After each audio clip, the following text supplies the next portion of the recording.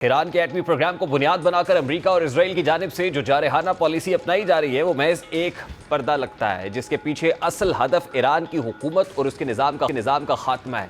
यह हकीकत अब मजीद छुपाई नहीं जा सकती, वो भी ऐसे वक्त में जब आलमी एटमी तवानाई एजेंसी के सरबराह राफेल ग्रोसी ने खुद इस बात की तरदीद कर दी है कि ईरान एटम बम बनाने के करीब है या उसने कोई ऐसा कदम उठाया है जो बैनुल-अक़वामी कवानीन की खिलाफ वर्जी के जुमरे में आता हो। राफेल ग्रोसी इस हवाले से क्या गुफ्तगू कर रहे हैं, जरा सबसे पहले उसकी एक झलक आपके सामने रखते हैं।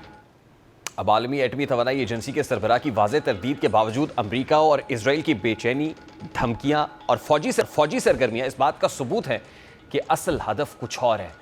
वॉल स्ट्रीट जर्नल और ब्लूमबर्ग जैसे मोतबर अमरीकी ज़राए अबलाग की रिपोर्ट से मालूम होता है कि डोनाल्ड ट्रंप ने ईरान के खिलाफ फौजी कार्रवाई का फैसला फिलहाल मुलतवी किया है, लेकिन इस इल्तवा की बुनियाद कोई अखलाकी जवाज़ नहीं, बल्कि ये उम्मीद है कि ईरान मुज़ाकरात की मेज़ पर आकर जौहरी प्रोग्राम तर्क कर देगा। लेकिन सवाल यह है कि जब आलमी तवानाई एजेंसी के सरबराह अमरीका और इसराइल के दावे की तरदीद कर रहे हैं तो फिर इसका मतलब ये हुआ कि एटमी हथियारों को बुनियाद बनाकर ईरान में हुकूमत को तब्दील करने की कोशिश की जा रही है। दूसरी जानिब यूरोपीय ताकतें जर्मनी, फ्रांस और बरतानिया के वज़राए ख़ारजा कल ईरान के साथ जौहरी मुज़ाकरात करने जा रहे हैं।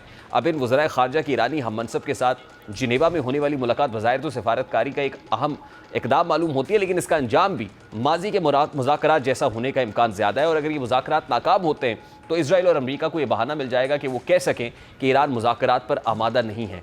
इसलिए अमरीका को भी इस जंग में कूदना पड़ा। अब इसराइल और ईरान में हुकूमत तब्दीली का तासुर इसलिए भी उभर रहा है क्योंकि साबिक ईरानी वली-ए-अहद रज़ा पहलवी भी ईरान में हुकूमत तब्दीली का इंदिया दे रहे हैं। दरहकीकत रज़ा पहलवी मगरिब नवाज शख्सियत हैं जिन्हें अमरीका और इसराइल की पुष्पनाही हासिल है। उनका एक हालिया बयान सामने आया है जिनमें उनका कहना है कि वो इक़्तिदार संभाल तैयार हैं। अब रज़ा पहलवी का यह बयान एक सोची समझी मनसूबाबंदी का हिस्सा मालूम होता है जो इस बात की निशानदेही करता है कि वाशिंगटन और तिल अबीब का असल हदफ ईरान में रिजीम चेंज है, ना कि एटमी हथियारों का खात्मा। दूसरी जानिब ईरानी हुकूमत को भी इस बात का बखूबी अंदाज़ा है कि उसके खिलाफ बैनुल-अक़वामी सतह पर एक मुश्तरका महाज बनाया जा रहा है। इसलिए तेहरान ने एक तरफ सफारती महाज पर लचक दिखाई है ताकि दुनिया के सामने अपनी पुरअमन पोजीशन वाज़ेह कर सके, और दूसरी जानिब अंदरूनी सियासी इस्तेहकाम, अस्करी तैयारी और अवामी शऊर की बेदारी पर भी जोर दिया जा रहा है। ईरान को इल्म है कि अगर मगरबी ताकतों की ये मुहिम कामयाब हो जाती है तो न सिर्फ उसका सियासी निज़ाम बल्कि खित्ते की जोग्राफियाई सूरत हाल भी मुकम्मल तौर पर बदल जाएगी।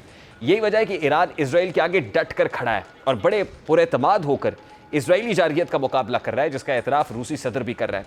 रूसी सदर पुतिन कहते हैं हमने ईरान को बार बार मदद की अपील की, लेकिन उन्होंने कहा कि हम इसराइल के खिलाफ खुद लड़ेंगे।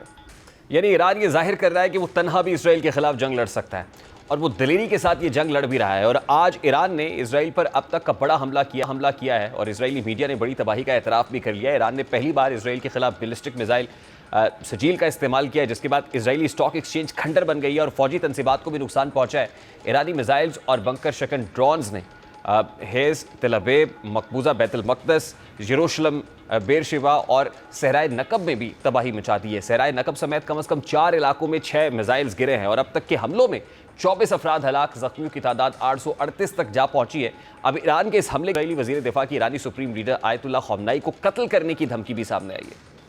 बहरहाल अब ईरानी मिसाइल सजील 2 की बात की जाए तो ईरानी खबर रसाई एजेंसी तस्नीम के मुताबिक 2 मरहलों पर मुश्तमिल सजील 2 मिसाइल एक ठोस ईंधन से चलने वाला मिसाइल है।